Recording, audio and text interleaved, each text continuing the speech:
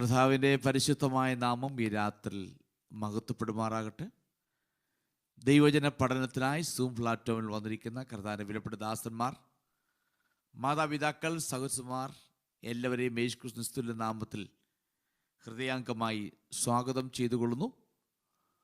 തുടർന്ന് യൂട്യൂബിലൂടെ ദൈവജനം പഠിക്കാൻ ആഗ്രഹിച്ചു വരുന്ന എല്ലാ മാന്യ കേൾവിക്കാരെയും യേശുക്രിസ്തുവിന്റെ നാമത്തിൽ ഹൃദയാംഗമായി സ്വാഗതം ചെയ്തുകൊള്ളുന്നു. നമ്മുടെ എഗസ്കേലിന്റെ പുസ്തകം 34-ാം അധ്യായമാണ് പഠിച്ചുകൊണ്ടിരിക്കുന്നത്. 34-ാം അധ്യായം ഇടയനും ആടുകളും എന്നുള്ള വിഷയത്തെക്കുറിച്ച് ഉള്ള കാര്യങ്ങളാണ് എഗസ്കേൽ പ്രവാചകൻ മുഖാന്തരം ഈ പുസ്തകത്തിൽ നമുക്ക് കാണാൻ കഴിയുന്നത്. ഇടയന്മാർ ആടുകൾ എങ്ങനെ പെരുമാറിയെന്നും തന്നിമിത്തം എന്തു സംഭവിച്ചെന്നും ഈ ഭാഗത്ത് ഈ ഒരു അധ്യായത്തിലൂടെ വ്യക്തമായി പറയുന്നുണ്ട്. അതായത് ഇടയന്മാരെ ഏൽപ്പിച്ച ആട്ടിൻകൂട്ടത്തെ പരിപാലിക്കാതെ വണ്ണം അവർക്ക് പരിപാലിക്കേണ്ട വിധത്തിൽ പരിപാലിക്കാതെ അവർ സ്വയമേ പരിപാലിക്കപ്പെടുകയായിരുന്നു എന്ന് ഈ ഭാഗത്ത് രേഖപ്പെടുത്തിയിട്ടുണ്ട്. ആടുകൾക്ക് അവരെ പരിപാലിക്കേണ്ടതിന് പകരം അവർ സ്വയമേ പരിപാലിപ്പിക്കപ്പെടുകയായിരുന്നു. അവിടെ കർത്താവ് ചോദിക്കുന്നുണ്ട്, ആടുകളെ അല്ലയോ ഇടയന്മാർ മേയ്ക്കേണ്ടത്? ആടുകളെ ഇടയന്മാർ മേയ്ക്കുന്നില്ല താനുമെന്ന് വളരെ വ്യക്തമായി പറയുന്നുണ്ട്.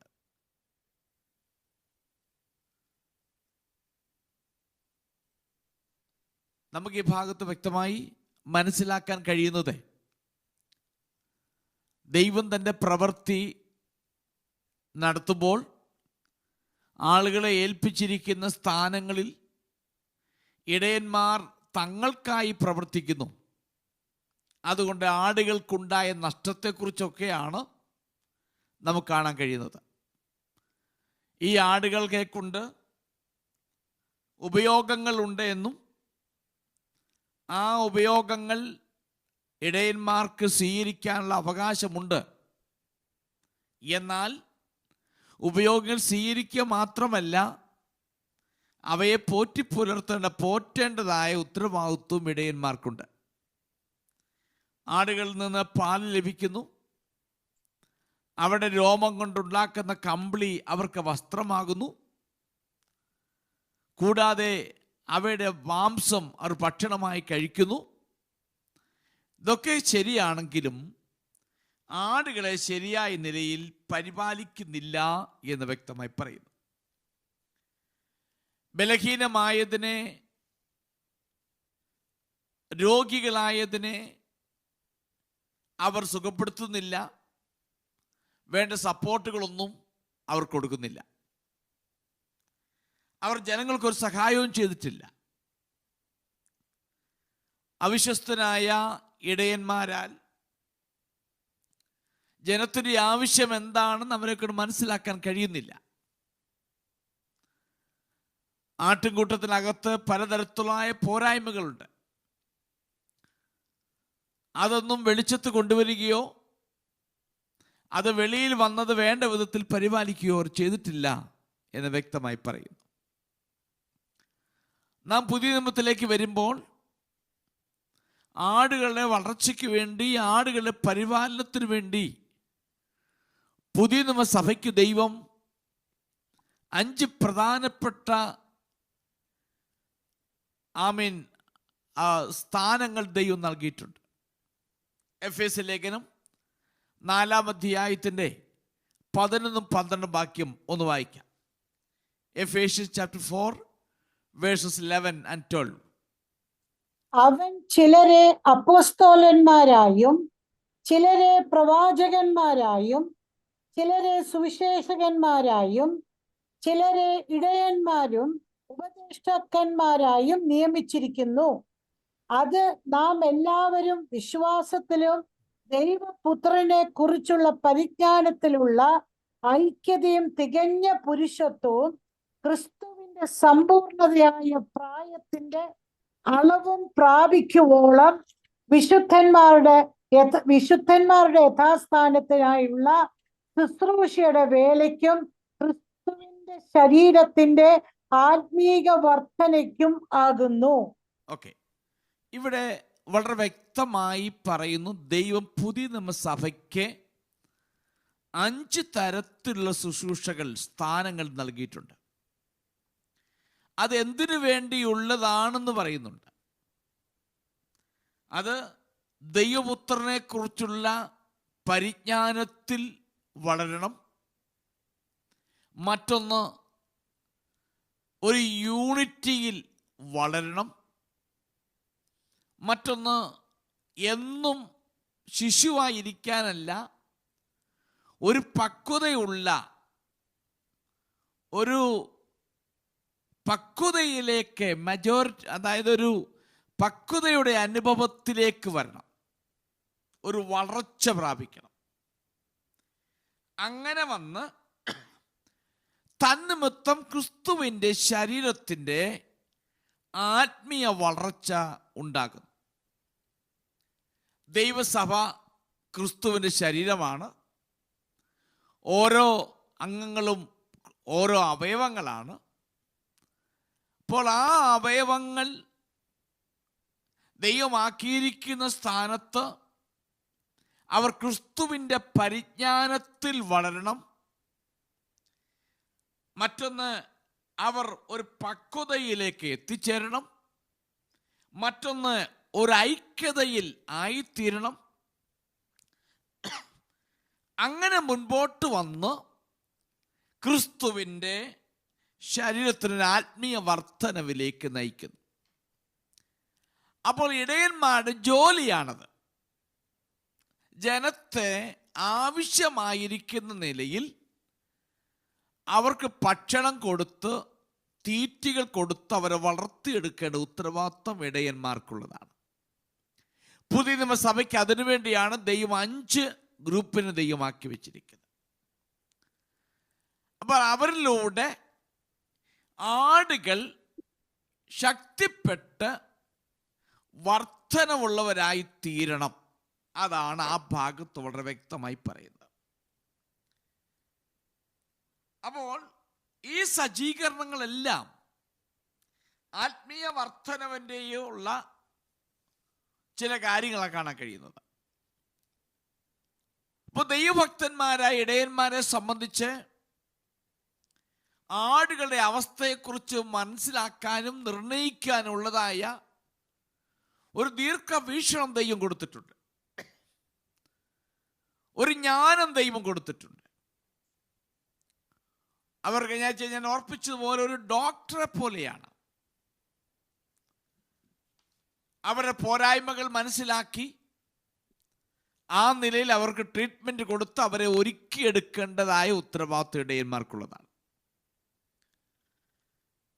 ഇവിടെയുള്ള ഇടയന്മാരെ സംബന്ധിച്ച് അവർ ദുർബലന്മാരെ ശക്തിപ്പെടുത്തുന്നില്ല, രോഗികളെ ശ്രദ്ധിക്കുന്നില്ല. ഇടയന്മാർ ചെയ്യേണ്ട നിലയിൽ അവർ തീറ്റിപ്പോറ്റുന്നില്ല. അങ്ങനെ മുൻപോട്ട് വരുമ്പോൾ ഏറ്റവും നല്ല മികച്ച ആടുകളെ അവർ കൊല്ലുന്നു. മികച്ച ആടുകൾ എന്ന് പറയുമ്പോൾ അടുത്ത നേതൃത്വ നിലയിലേക്ക് വരാൻ സാധ്യതയുള്ളതായ ആടുകളെ അവർ കൊല്ലുന്നു. കാരണം അടുത്ത നേതൃത്വ നിലയിലേക്ക് വരാൻ പ്രാപ്തിയുള്ള ആളുകളെ കൊല്ലാൻ കാരണം ഇവരേതായിരിക്കുന്ന നിരുത്തരവാദിത്വപരമായിരിക്കുന്ന കാര്യങ്ങളെ അവർ ചോദ്യം ചെയ്യും. അവർ അതിനെക്കുറിച്ച് അന്വേഷിക്കും. അത് വരാതിരിക്കാൻ വേണ്ടിയാണ് ഇവരെ കൊല്ലുന്നത്. അപ്പൊ ഈ നിലയിലുള്ള ഒരു ഇടയന്മാരെ കുറിച്ചാണ് ഈ 4-ാം വാക്യത്തിൽ കാണുന്നത്. നമ്മൾ അവിടാണ് പറഞ്ഞു നിർത്തിയത്. നമുക്കിനി 5-ാമത്തെ വാക്യത്തിലേക്ക് പ്രവേശിക്കാം. 5ഉം 6ഉം 7ഉം വാക്യം വായിക്കാം. ഇടയൻ ഇല്ലായ്ക കൊണ്ട് അവ ചിതറിപ്പോയിട്ട് അവ കാട്ടിലെ സകല മൃഗങ്ങൾക്കും ഇരയായി തീർന്നു.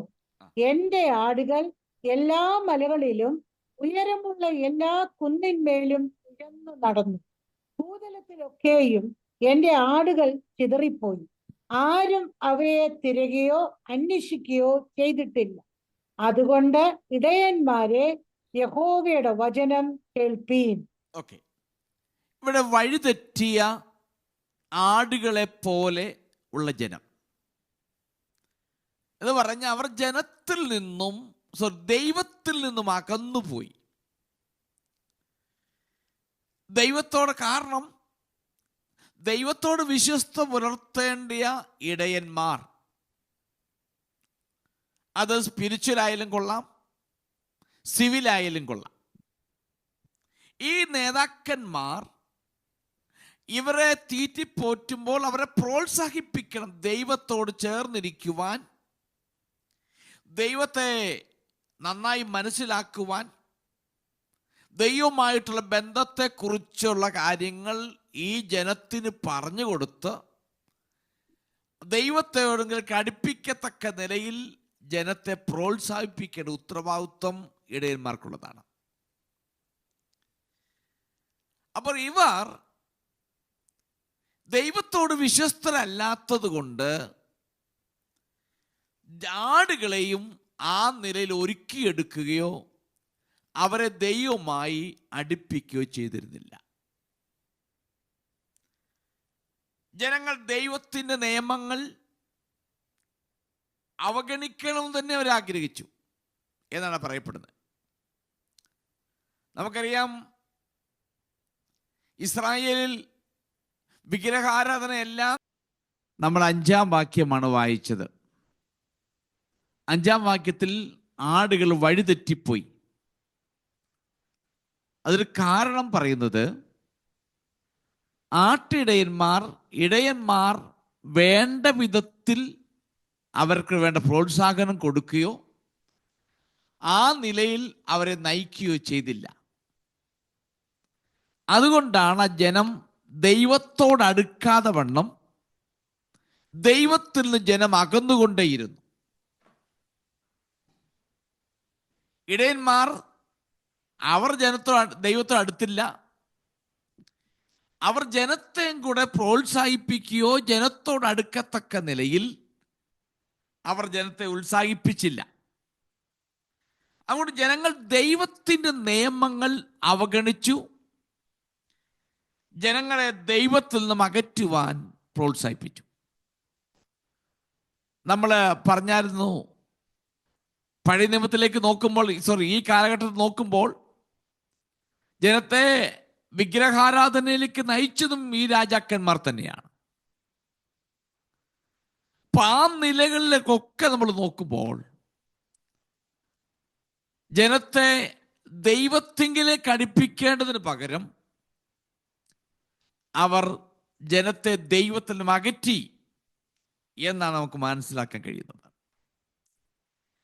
അത് സിവിൽ മേഖലകളിലും ആത്മീയ മേഖലയിലും ആടുകൾക്ക് അവിശ്വസ്തരായ ഇടയന്മാർ മാത്രമേ ഉണ്ടായിരുന്നുള്ളൂ. അതുകൊണ്ട് വിശ്വസ്തരായ ഇടയന്മാർ ആ കൂട്ടത്തിൽ ഉണ്ടായിരുന്നില്ല എന്നാണ് നമുക്ക് മനസ്സിലാക്കാൻ കഴിയുന്നത്. ദൈവജനത്തിൻ്റെ ഇടയിൽ ഏതാണ്ട് ഈ തരത്തിലുള്ള നേതൃത്വം ആവശ്യമില്ലെന്നും ആട്ടിൻകൂട്ടത്തിന് സ്വയമായി നയിക്കുവാൻ കഴിയുമെന്നും ഈ ഇടയന്മാർ ചിന്തിച്ചിരുന്നു. ആടുകളെ പ്രത്യേകമായി നയിക്കേണ്ട ആവശ്യമൊന്നുമില്ല, അവർ സ്വയമേ അങ്ങ് നയിച്ചുകൊള്ളും, സ്വയമേ അവർക്ക് ആവശ്യമായ ഭക്ഷണങ്ങൾ കണ്ടെത്തി അവർ വളർന്നു വന്നുകൊള്ളും, അവരെ നയിക്കേണ്ട ആവശ്യമൊന്നും ഇല്ല എന്നൊരു ചിന്താഗതിയായിരുന്നു ഇടയന്മാർക്കുള്ളത്. നമുക്കറിയാം, ഒരു മക്കളെക്കുറിച്ച് ദൈവമാക്കി വച്ചിരിക്കുന്ന ഇടയന്മാർ അവർക്ക് പറഞ്ഞു കൊടുക്കേണ്ട കാര്യങ്ങൾ പറഞ്ഞു കൊടുക്കണം. അല്ല തന്നെത്താൻ വായിച്ചും പഠിച്ചും ഒരു ദൈവവൈതലിനെ ഒരു പരിധിക്കപ്പുറം പഠനം ഒക്കത്തില്ല. അപ്പൊ അതുകൊണ്ട് ഈ ഇടയന്മാർ ചിന്തിച്ചിരിക്കുന്നത് നേതൃത്വം ആവശ്യമില്ല, അവർ തന്നെത്താൻ വളർന്നുകൊള്ളും. എന്നാൽ ദൈവം അതിനല്ല നേതൃത്വത്തെ ആക്കി വെച്ചിരിക്കുന്നത്. ദൈവ ഇടയന്മാരെ ആക്കി വെച്ചിരിക്കുന്നത് ഈ ജനത്തെ വളർത്തിയെടുക്കുവാൻ, ദൈവമായിട്ടുള്ള ബന്ധത്തിൽ അവരെ കൊണ്ടുവരുവാൻ, ദൈവമായിട്ട് കൂടുതൽ അടുപ്പത്തിൽ വരുവാൻ വേണ്ടി ഒക്കെയാണ് ദൈവം ഈ ഇടയന്മാരെയൊക്കെ ദൈവമാക്കി വെച്ചിരിക്കുന്നത്. അങ്ങനെ ഇടയന്മാർ തങ്ങളുടെ ഡ്യൂട്ടി ചെയ്യാത്ത നിമിത്തം ഉണ്ടായ അനുഭവങ്ങളെ കുറിച്ചാണ് ഈ 5-ാം വാക്യത്തിൽ ഉടനീളം കാണുവാൻ കഴിയുന്നത്. 5-ാം വാക്യം ഇങ്ങനെ, 6-ാം വാക്യം ഇങ്ങനെ വായിക്കുന്നു: എൻ്റെ ആടുകൾ എല്ലാ മലകളിലും ഉയർന്ന കുന്നുകളിലും കയറിപ്പോയി, കാട്ടിലെ മറ്റ് മൃഗങ്ങൾക്ക് ഒരു ഇരയായി തീർന്നു, ഭൂതലത്തിലുള്ള വിവിധ ഇടങ്ങളിലേക്ക് അവർ ചിതറിപ്പോയി എന്നൊക്കെ കർത്താവ് പറയുന്നുണ്ട്. ഇടയനില്ലാത്തത് ആടുകളായി ചിതറപ്പെട്ടതിന്റെ ഫലമായി അവർക്ക് പലതും നഷ്ടപ്പെട്ടു. അവരുടെ ജീവൻ നഷ്ടപ്പെട്ടു, സ്വന്തം സ്ഥലം നഷ്ടപ്പെട്ടു, അവരെ കുന്നുകളിലും പർവ്വതങ്ങളിലും ഒക്കെ കയറി ഇറങ്ങേണ്ടതായിട്ട് വന്നു എന്ന് കാണാൻ കഴിയുന്നുണ്ട്. ദൈവത്തിൻ്റെ ആട്ടിൻകൂട്ടത്തിൽ ചിലതിനെ കാട്ടിലെ എല്ലാ മൃഗങ്ങൾക്കും ഭക്ഷണമായി.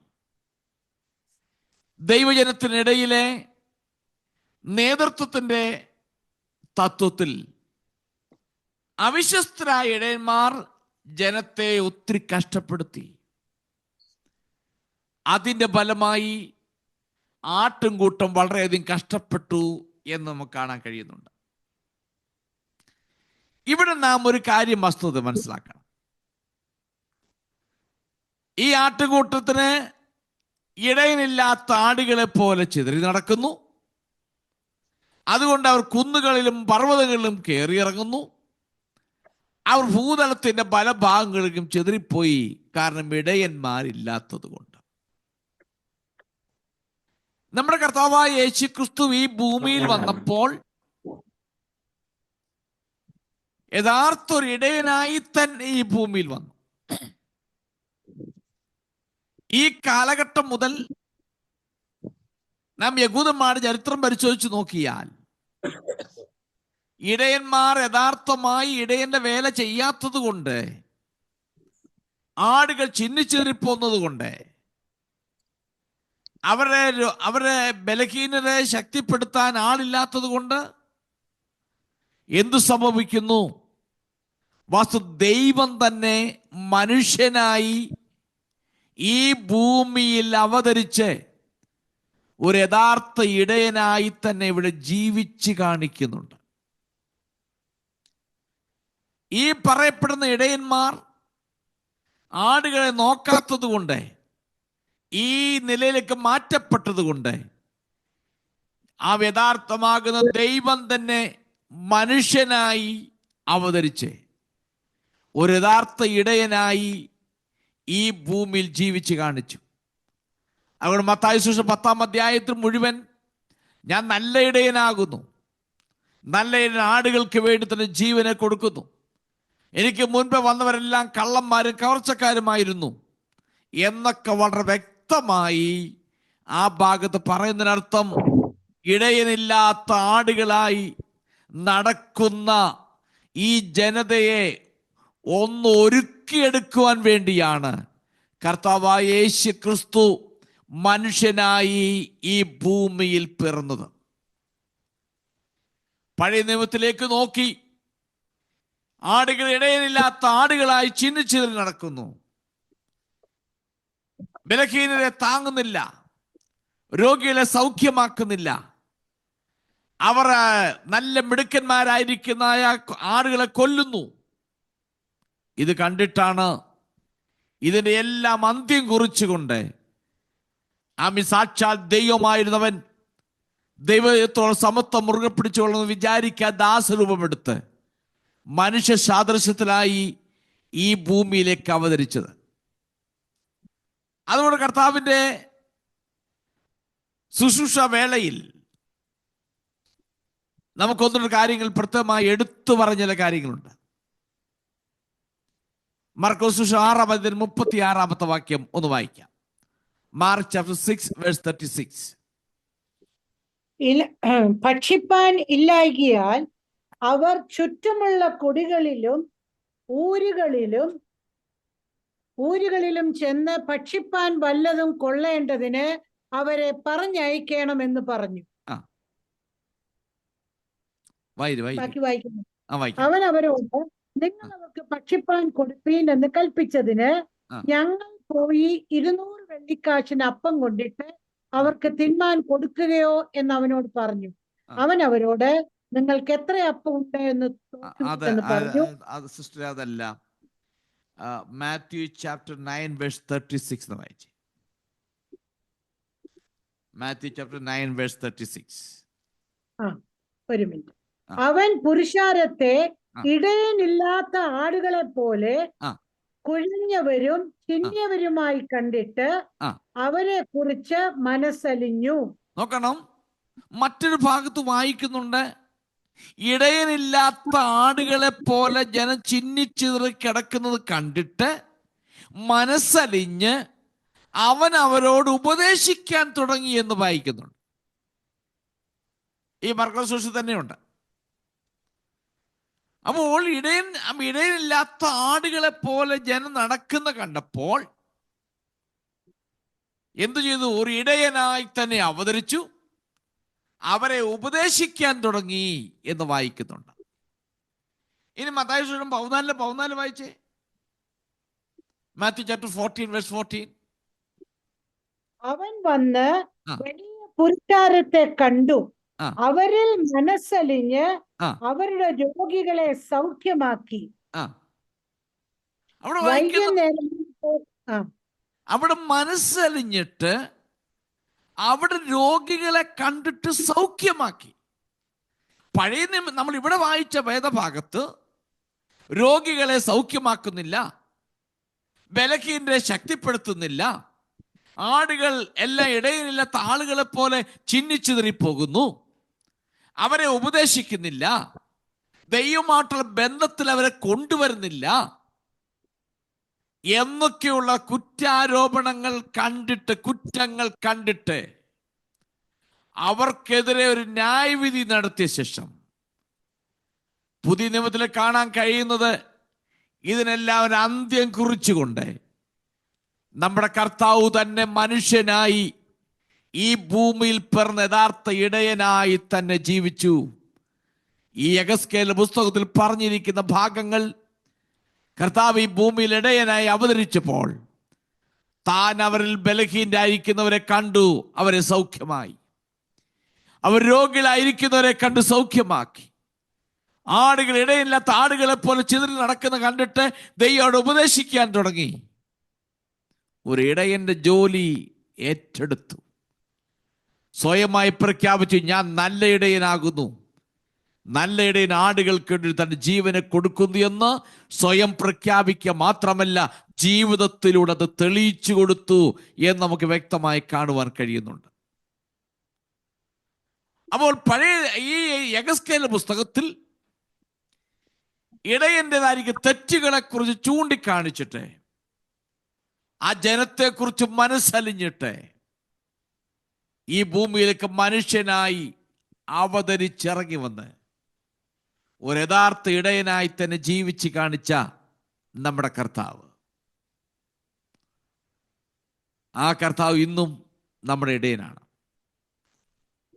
ഇനി അതിൻ്റെ ഈ 34 അധ്യായത്തിൽ തന്നെ 6-ാമത്തെ വാക്യത്തിൽ കൂടെ ആവർത്തിച്ച് പറയുന്ന ഒരു പദപ്രയോഗമുണ്ട്. എൻ്റെ ആടുകൾ എല്ലാ മലകളിലും എന്ന് പറയുന്നു. ആ അധ്യായം ആ വാക്യം അവസാനിക്കുമ്പോൾ എൻ്റെ ആടുകൾ ചിതറിപ്പോയി എന്ന് പറയുന്നു. അവിടെ എടുത്തെടുത്ത് പറയുന്നു എൻ്റെ ആടുകൾ, എൻ്റെ ആടുകൾ എന്ന് പറഞ്ഞാൽ ആ പദപ്രയോഗം ആവർത്തിക്കാൻ കാരണം ആ പദത്തിന് വളരെ പ്രാധാന്യതയുണ്ട്. എൻ്റെ ആടുകൾ എന്ന് പറയുന്നതിന് വളരെയധികം പ്രാധാന്യതയുണ്ട്. മൈ, എൻ്റേത്. ഇടയനില്ലാത്ത ആടുകളെ പോലെ ചിതറികിടക്കുന്ന ആടുകളെ കണ്ടിട്ട്, രോഗികളായിരിക്കുന്ന ആടുകളെ കണ്ടിട്ട്, ബലഹീനരായിരിക്കുന്ന ആടുകളെ കണ്ടിട്ട്, ഇവിടെ യഹോവേ ദൈവം പറയും, എൻ്റെ ആടുകൾ, എൻ്റെ ആടുകൾ എന്ന് പറഞ്ഞാൽ ഈ ആടുകളെ നോക്കുവാൻ വേണ്ടി ഞാൻ സിവിൽ ഇടയന്മാരെയും ആത്മീയ ഇടയന്മാരെയും ഞാൻ ആക്കി വെച്ചു, അപ്പോയിന്റ് ചെയ്തു. എന്നാൽ അവർ ചെയ്യേണ്ട ഉത്തരവാദിത്വത്തിൽ നിന്നും അവർ പിന്മാറിപ്പോയി. അവർക്കത് ചെയ്യുവാൻ കഴിവില്ലാത്തവരായി തീരുകയും അവർ തങ്ങളെ തന്നെ പുഷ്ടിപ്പെടുത്തുവാൻ, പോറ്റി പുലർത്തുവാൻ അവർ തങ്ങളെ തന്നെ ഒരുക്കിയെടുക്കുകയായിരുന്നു. അതുകൊണ്ട് യഹോവയെ ദൈവം പറയുന്നത്, ഇത് അവരുടെ ആടുകളല്ല, ഇത് എൻ്റെ ആടുകളാണ്. അവരെ ഞാൻ ഏൽപ്പിച്ചതാണ്, അവരത് ചെയ്തില്ല. അവരത് ചെയ്യാതെ മാറിപ്പോയാലും, എൻ്റെ ആടുകൾ ചിതറിപ്പോയാലും, എൻ്റെ ആടുകൾ പർവ്വതങ്ങളിലും മലകളിലും കയറി ഇറങ്ങിയാലും, എൻ്റെ ആടുകൾ നഷ്ടപ്പെട്ടാലും ശരി, എൻ്റേതാണവർ, എൻ്റെ ആടുകളാണ്.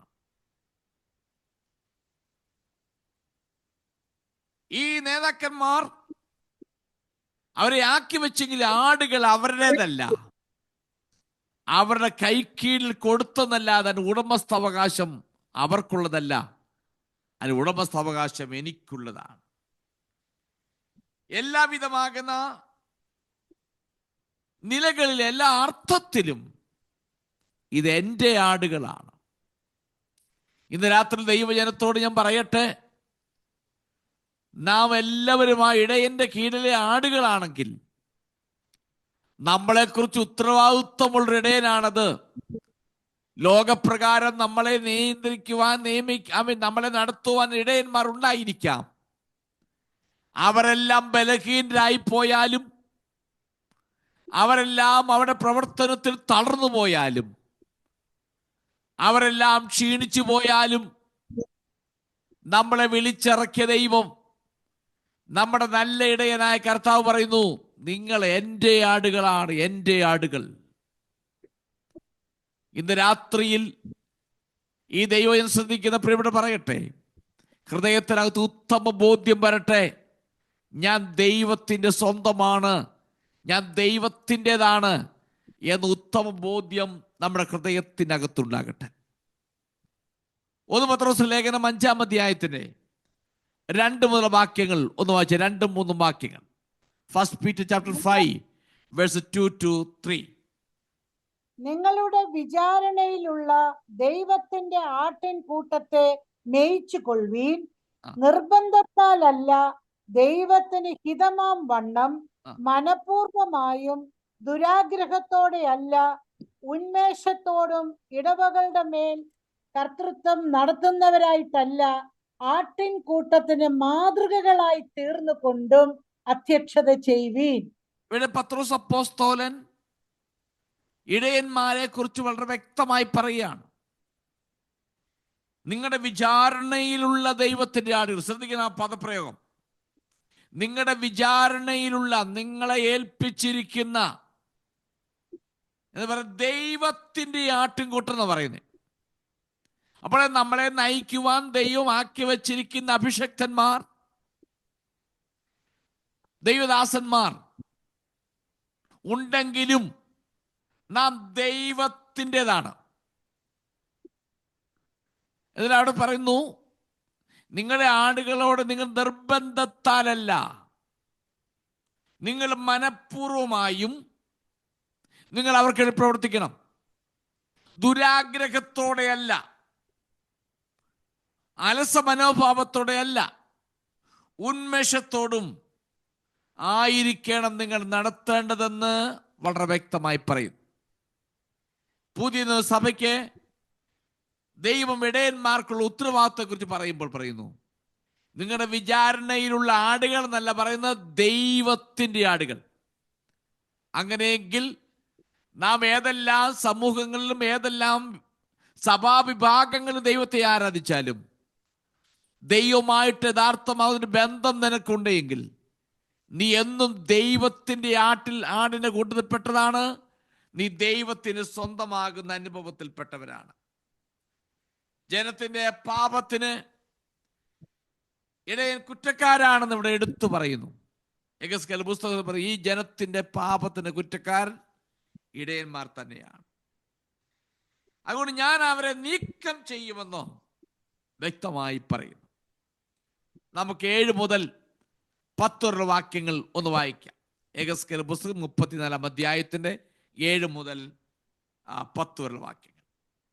അതുകൊണ്ട് ഇടയന്മാരെ, യഹോവയുടെ വചനം കേൾപ്പീൻ. എന്നാണ് ഇടയനില്ലായ്ക കൊണ്ടത്രേ എന്റെ ആടുകൾ കവർച്ചയായി പോകുകയും എന്റെ ആടുകൾ കാട്ടിലെ സകല മൃഗത്തിനും ഇരയായി തീരുകയും ചെയ്തത് എന്ന് യഹോവയായ കർത്താവിന്റെ അരുളപ്പാട്. എന്റെ ഇടയന്മാർ എന്റെ ആടുകളെ അന്വേഷിക്കാതെ തങ്ങളെ തന്നെ മേയ്ക്കുകയും ആടുകളെ മേയ്ക്കാതിരിക്കുകയും ചെയ്യുക കൊണ്ട്, ഇടയന്മാരെ, യഹോവയുടെ വചനം കേൾപ്പീൻ. യഹോവയായ കർത്താവ് ഇപ്രകാരം അരുളി ചെയ്യുന്നു, ഞാൻ ഇടയന്മാർക്ക് വിരോധമായിരിക്കുന്നു. ഞാൻ എന്റെ ആടുകളെ അവരുടെ കയ്യിൽ നിന്ന് ചോദിച്ച് ആടുകളെ മേയ്ക്കുന്ന വേലിയിൽ നിന്ന് അവരെ നീക്കിക്കളയും. ഇടയന്മാർ ഇനി തങ്ങളെ തന്നെ മേയ്ക്കയില്ല. എന്റെ ആടുകൾ അവർക്ക് ഇരയാകാതിരിക്കേണ്ടതിന് ഞാൻ അവയെ അവരുടെ വായിൽ നിന്ന്. ഓക്കെ, ഇവിടെ ആ ഭാഗം ആരംഭിക്കുന്നത് അതുകൊണ്ട് എന്ന് പറഞ്ഞ് ആരംഭിക്കും. therefore എന്ന് പറഞ്ഞ് ആരംഭിക്കുന്നത്. അതുകൊണ്ട് ഇടയന്മാരെ എന്ന് പറഞ്ഞ് ആരംഭിക്കുന്നത്. ദൈവം അവിശ്വസ്തരായ ഇടയന്മാരെ കണ്ടു. അവർ തങ്ങളുടെ പ്രവൃത്തിയിൽ അവിശ്വസ്തരാന്ന് കണ്ടു. അവരുടെ പാപത്തെക്കുറിച്ച് ദൈവം മനസ്സിലാക്കിയിട്ട് മിണ്ടാതിരിക്കുകയില്ല. നേതാക്കന്മാർ തങ്ങളുടെ ഉത്തരവാദിത്വം അവഗണിച്ചതിനാലാണ്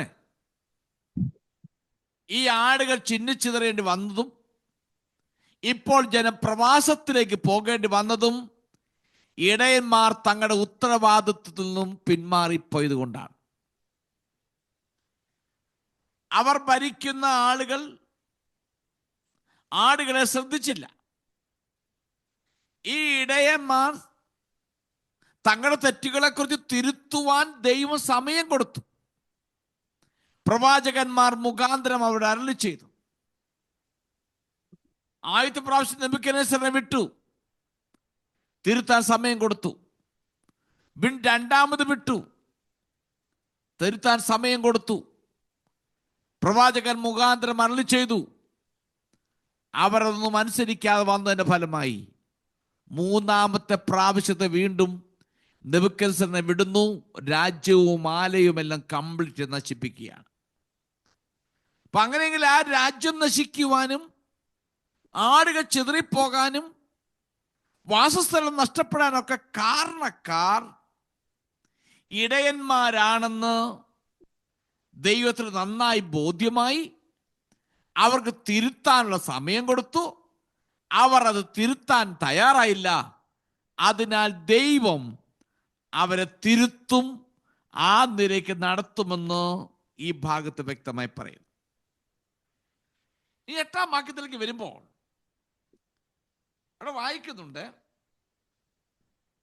ഇടയനില്ലായ്ക കൊണ്ട് എൻ്റെ ആടുകൾ കവർച്ചയായി പോവുകയും എൻ്റെ ആടുകൾ കാട്ടിലെ സകല മൃഗത്തിനും ഇരയായി തീരുകയും ചെയ്തു എന്ന് എടുത്തു പറയുന്നുണ്ട്. ഇടയന്മാർ ആട്ടിൻകൂട്ടത്തെ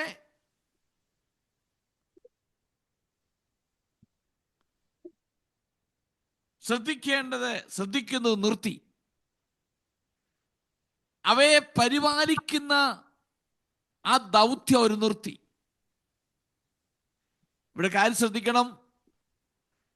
അവരെ ഏൽപ്പിച്ച ഇടയന്മാർ അവരെ പ്രവൃത്തിയിൽ നിന്ന് പിന്മാറിയാലും അവരതെല്ലാം നിർത്തിവെച്ചാലും ആടുകളെ ഉടമസ്ഥനാകുന്ന ദൈവം തൻ്റെ ജനത്തോടുള്ള പ്രവർത്തനം നിർത്തിയിട്ടില്ല.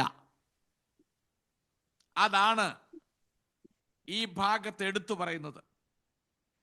എന്നാണ് ഇടയനില്ലായകൊണ്ട് അത്ര എൻ്റെ ആടുകൾ കവർച്ചയായി പോവുകയും എൻ്റെ ആടുകൾ കാട്ടിലെ സകല മൃഗത്തിന് ഇരയായി തീരുകയും ചെയ്തു എന്ന് യഹോവ കർത്താവിന്റെ അരുളപ്പാട്. അടുത്ത വായിക്കുന്നു, എൻ്റെ ഇടയന്മാർ എൻ്റെ ആടുകളെ അന്വേഷിക്കാതെ തങ്ങളെ തന്നെ മേയ്ക്കുകയും ആടുകളെ മേയ്ക്കാതിരിക്കുകയും ചെയ്തുകൊണ്ട് ഇടയന്മാരെ യഹോവയുടെ വചനം കേൾപ്പീൻ എന്ന് പറഞ്ഞ 10ാമത്തെ വാക്യം ഇങ്ങനെ വായിക്കുന്നു, ഞാൻ ഇടയന്മാർക്ക് വിരോധമായിരിക്കുന്നു, ഞാൻ എൻ്റെ ആടുകളെ അവരെ കയ്യിൽ നിന്ന് ചോദിച്ച് ആടുകളെ മേയ്ക്കുന്ന വേലയിൽ നിന്നും അവരെ നീക്കിക്കളയും. അടുത്തത്, ഇടയന്മാർ ഇനി തങ്ങളെ തന്നെ മേയ്ക്കയില്ല, എൻ്റെ ആടുകൾ അവർക്ക് ഇരയായി തീരുകയുമില്ല. ഇവിടെ ഈ യഹോവയായ ദൈവം നേരിട്ട് തൻ്റെ ആടുകളെ നടത്തുവാൻ തീരുമാനിച്ചിരിക്കുകയാണ്. 6ാം വാക്യത്തെ വായിക്കുന്നത്, ദൈവത്തിന്റെ സ്വന്തം ആട്ടിൻകൂട്ടം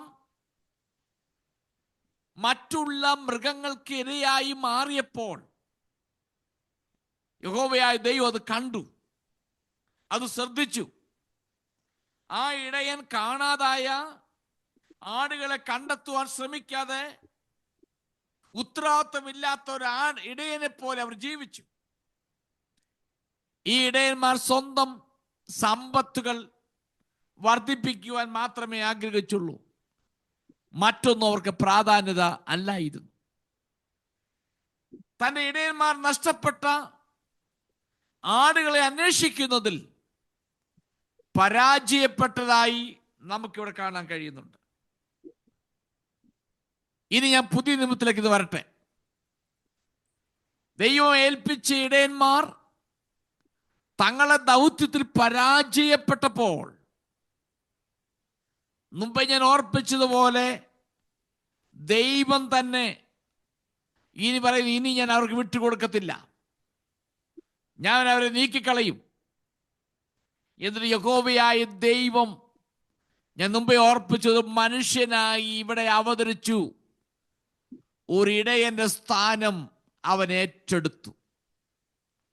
പഴയ നിയമത്തിൽ അല്ലെങ്കിൽ യെഹെസ്കേൽ പ്രവചനത്തിൽ നാം മനസ്സിലാക്കുന്ന ഇടയന്മാർ തങ്ങളുടെ ദൗത്യത്തിൽ പിന്മാറിപ്പോയ നിമിത്തം ആടുകൾ ചിതറിപ്പോയി, ആടുകൾ കൊല്ലപ്പെട്ടെങ്കിലും അതിന് കാലസമ്പൂർണത വന്നപ്പോൾ, ഗലാത്യ ലേഖനം 4-ാം അധ്യായത്തിൽ 4-ാം ഭാഗത്ത് വായിക്കുന്നു, കാലസമ്പൂർണത വന്നപ്പോൾ, അതിന്റെ പെർഫെക്ഷൻ എത്തിക്കഴിഞ്ഞപ്പോൾ, സാക്ഷാൽ ദൈവമായിരുന്നവൻ മനുഷ്യനായി അവതരിച്ച് ഒരു ഇടയന്റെ വേഷം അവൻ ഏറ്റെടുത്തു.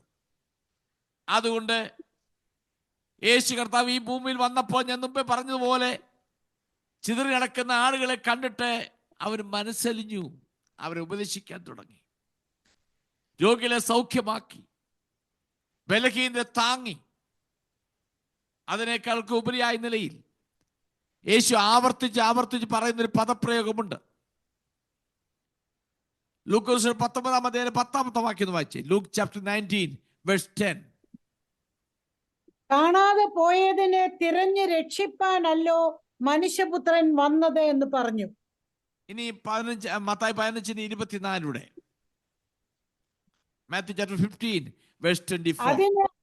അതിന് അവൻ, ഇസ്രായേൽ ഗൃഹത്തിലെ കാണാതെ പോയ ആടുകളുടെ അടുക്കലേക്കല്ലാതെ എന്നെ അയച്ചിട്ടില്ല എന്ന് ഉത്തരം പറഞ്ഞു. നോക്കണം, ഇടയന്മാർ ആടുകൾ കാണാതെ പോയപ്പോൾ, ചിന്തിച്ചിതറി പോയപ്പോൾ അവരെ അന്വേഷിച്ചിറങ്ങിയോ, അവരെ കണ്ടെത്തുകയോ അവരുടേതായ നിലയിൽ മുൻപോട്ട് പോകാതിരുന്നപ്പോൾ, യഥാർത്ഥ ഉടമസ്ഥനാകുന്ന ദൈവം ഈ മനുഷ്യനായി ജനിച്ച് പിറന്ന് ഒരിടയന്റെ വേഷമെടുത്തിട്ട് അവൻ വിളിച്ചു പറയുന്നു, ഞാൻ വന്നത് ഇസ്രായേലിൽ കാണാതെ പോയ ആടുകൾക്ക് വേണ്ടി ഞാൻ വന്നതാണ്. കനാന്യ സ്ത്രീയുമായിട്ട് സംഭാഷണത്തിൽ പറയുന്നു, ഇസ്രായേലിൽ കാണാതെ പോയ ആടുകൾ അടുക്കലേക്കാണ് എന്നെ അയച്ചിരിക്കുന്നത്. നോക്കണം, ഈ പാസേജും യേശു കർത്താവ് പറഞ്ഞ ആ പദപ്രയോഗങ്ങളൊന്ന് കൂട്ടി യോജിപ്പിച്ച് നമുക്കൊന്ന് വായിച്ചു നോക്കുമ്പോൾ, പഴയ നിയമത്തിലെ പുരോഹിതന്മാരും രാജാക്കന്മാരും ദൈവമാക്കി വെച്ച നേതൃത്വങ്ങൾ മുഴുവൻ പരാജയപ്പെട്ടു പോയപ്പോൾ, കാലസമ്പൂർണ്ണ വന്നപ്പോൾ, അവൻ ദൈവം തന്നെ മനുഷ്യനായി ഭൂമിയിൽ ജനിച്ച് ഒരിടയനായി തീർന്നിട്ട് ഒരിടയന്റെ ദൗത്യം ഏറ്റെടുത്തു. ഓട് പറഞ്ഞു, ഞാൻ ഇസ്രായേലിലെ കാണാതെ പോയ ആടുകളുടെ അടുക്കിലേക്ക് ഞാൻ വന്നതാണ്, എൻ്റെ ദൗത്യം അതാണ്. അവർ ചില വർഷങ്ങളായി ഇടയനില്ലാത്ത ആടുകളെ പോലെ മലകളിലും പർവ്വതങ്ങളിലും കയറിയിറങ്ങി നടക്കുന്നു. ഭൂതലത്തിലൊക്കെ അവർ ചിതറിപ്പോയിരിക്കുന്നു. അതുകൊണ്ട് എനിക്ക് അവരെ തേടണം, ഞാൻ അതിനെ രക്ഷിപ്പാൻ വേണ്ടി വന്നതാണ്. കനാന സ്ത്രീയോട് പറയുമ്പോൾ അത് തന്നെ പറയുന്നു, അവരുടെ അടുക്കിലേക്ക് ഞാൻ വന്നതാണ്.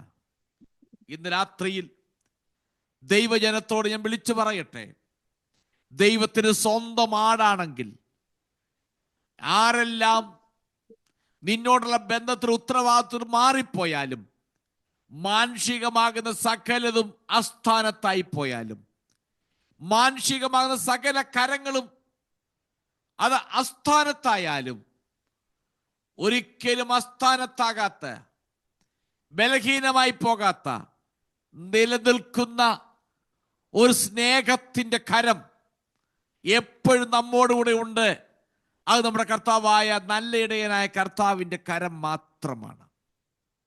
ഇതിനകത്ത് എന്നെ കേൾക്കുന്ന ദൈവജനത്തോട് ഞാൻ പറയട്ടെ, ഒരുപക്ഷെ ജീവിതത്തിൽ പലരും മാറിപ്പോയിന്നിരിക്കാം, മാനുഷിക ബന്ധങ്ങൾ തകർന്നിരിക്കാം, ഒറ്റപ്പെടലിൻ്റെയും ചിഹ്നിച്ചത് നടക്കുന്ന അനുഭവങ്ങളും ബലഹീനതയുടെയും രോഗത്തിൻ്റെയും ഒക്കെ അവസ്ഥയിലൂടെ കടന്നുപോയാലും, നിന്നെ വിളിച്ചിറക്കിയ ഇടയൻ, നിന്റെ ഉടമസ്ഥൻ, അവൻ മറഞ്ഞിരിക്കുകയില്ല, അവൻ മറഞ്ഞിരിക്കുകയില്ല. അതുകൊണ്ട് എനിക്ക് തോന്നുന്നു ഹബക്കൂക്ക് പ്രവചനം ഇങ്ങനെ വായിക്കുന്നു, അത്തിവൃക്ഷം പൂക്കയില്ല, മുന്തിരിവള്ളി ഫലം കായ്ക്കയില്ല, ഗോശാലയിൽ കന്നുകാലിൽ കാണുകയില്ല, എങ്കിലും ഞാൻ എൻ്റെ ദൈവമായ യഹോവയിൽ സന്തോഷിക്കും, കാരണം എനിക്കൊരു ഇടയനുണ്ട്, എനിക്കൊരു നല്ല ഉടമസ്ഥനുണ്ട് എന്ന ഉത്തമ ബോധ്യം ഈ രാത്രിയുടെ ഹൃദയത്തിനകത്തുണ്ടാകട്ടെ. ഞാൻ എൻ്റെ വാക്കിടെ അവസാനിപ്പിക്കാൻ വേണ്ടി പോവുകയാണ്. ആമീൻ. ആട്ടിൻകൂട്ടത്തെ മേയിച്ചില്ല, ഇടയന്മാർ ആട്ടിൻകൂട്ടത്തെ അവഗണിച്ചു. അതുകൊണ്ട് ആടുകൾ മറ്റുള്ളവർക്ക് ഇരയായി പോയാലും അവരെ തന്നെ മേയിച്ചെങ്കിലും തൻ്റെ ജനത്തെ ഉദ്ധരിക്കുവാൻ യഹോവയായ ദൈവം അവൻ മനുഷ്യനായി അവതരിച്ച് ഈ ഭൂമിയിൽ നമ്മുടെ ഇടയിൽ ഇറങ്ങി വന്ന് ഈ സ്വന്തം ആടുകൾക്ക് വേണ്ടി തന്നെ ജീവനെ കൊടുത്തു. നല്ല ഇടയൻ ആടുകൾക്ക് വേണ്ടി തന്നെ ജീവനെ കൊടുത്തു. ഇന്ന് രാത്രിയിൽ ആ ഇടയനുമുള്ള ബന്ധത്തിൽ നമുക്കായിത്തീരാം, ആ ഇടയന് സംരക്ഷണയിൽ നമുക്കായിരിക്കാം. അങ്ങനെ ആകുന്നു എങ്കിൽ ആ ഇടയൻ നമ്മെ നടത്തുവാൻ ശക്തനാണ്, ആ ഇടയൻ നമ്മെ വഴി നടത്തുവാൻ ശക്തനാണ്. അതുകൊണ്ട് സങ്കീർത്തനക്കാരൻ 23 ഇങ്ങനെ വായിക്കുന്നു, യഹോവ എൻ്റെ ഇടയനാകുന്നു, എനിക്ക് മുട്ടുണ്ടാകുകയില്ല. ആ സങ്കീർത്തനം അവസാനിപ്പിക്കുന്നത് ഇങ്ങനെയാണ്, യഹോവ എൻ്റെ ഇടയനാകിയാൽ നന്മയും കരുണയും എൻ്റെ ആയുഷ്കാലമൊക്കെ എന്നെ പിന്തുടരും. ഞാൻ ദൈവത്തിൻ്റെ ആലയത്തിൽ എന്നും വസിക്കും, ആലയത്തിൽ പുഷ്ടി അനുഭവിപ്പാൻ എനിക്ക് ഇടയാകും എന്ന് വളരെ വ്യക്തമായി പറയുന്നു. ആകെ നമ്മുടെ ജീവിതത്തിൽ ആ ഇടയനുമുള്ള ബന്ധത്തിൽ, അഭേദ്യമാകുന്ന ബന്ധത്തിൽ യാത്ര ചെയ്യുവാൻ ദൈവം കൃപ നൽകട്ടെ എന്ന് പറഞ്ഞുകൊണ്ട് എൻ്റെ വാക്കുകൾ അവസാനിപ്പിക്കുന്നു. ദൈവം നിങ്ങളെല്ലാവരെയും അനുഗ്രഹിക്കുമാറാകട്ടെ.